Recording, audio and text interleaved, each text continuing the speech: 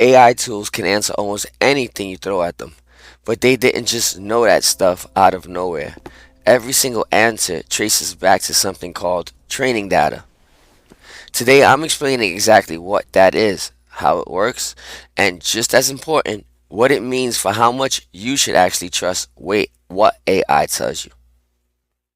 Hey, welcome back. We've covered what AI is, what a prompt is, and the differences between the big tools. Today, we're going one layer deeper. Where does all of this knowledge actually come from?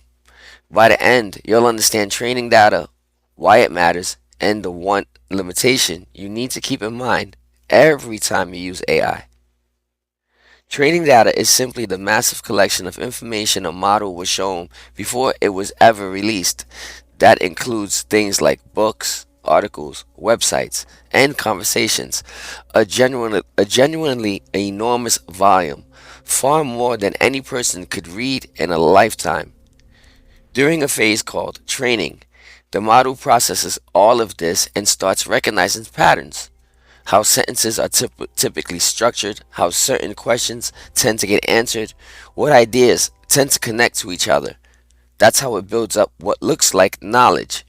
Really, it's pattern recognition at a massive scale. Here's something every beginner needs to understand. Training isn't ongoing in real time.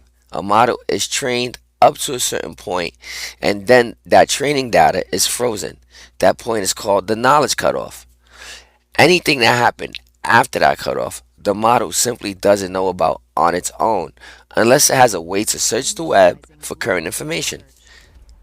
This is why AI tools can sometimes confidently tell you outdated information about recent events, current prices, or who holds certain positions right now because their internal knowledge stopped at a specific point in time.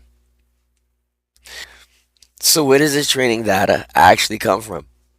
Broadly speaking, it's drawn from publicly available text and licensed content, things like websites, books, and other written material. The exact sources and processes differ by company, and companies have gotten more careful over time about filtering out low quality or harmful content before training. But the general idea holds. The model's knowledge is a reflection of the data it was shown, not something it independently discovered. Understanding this changes how you should actually use these tools. Stick around because I'm about to show you exactly what that means in practice. Here's the practical takeaway. Because AI's knowledge comes from a fixed pile of data with a cutoff date, you should treat it like a very well read assistant with an old newspaper. Brilliant at explaining concepts, terrible at telling you what happened yesterday, unless it's actively searching the web for you.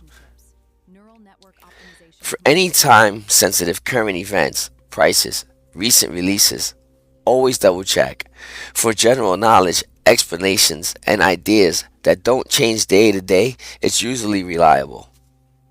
Next time you're using AI, ask yourself, is this a timeless question or a right now question? If it's a timeless, like explain how compound interest works, you're in good hands. If it's a right now, like what's the stock price today, either make sure the tools has web access turned on or double check elsewhere. That's where AI's knowledge actually comes from and why it has limits. If this helped, subscribe. Next up, I'm covering something closely related, hallucinations, and why AI sometimes confidently makes things up out of thin air. See you there.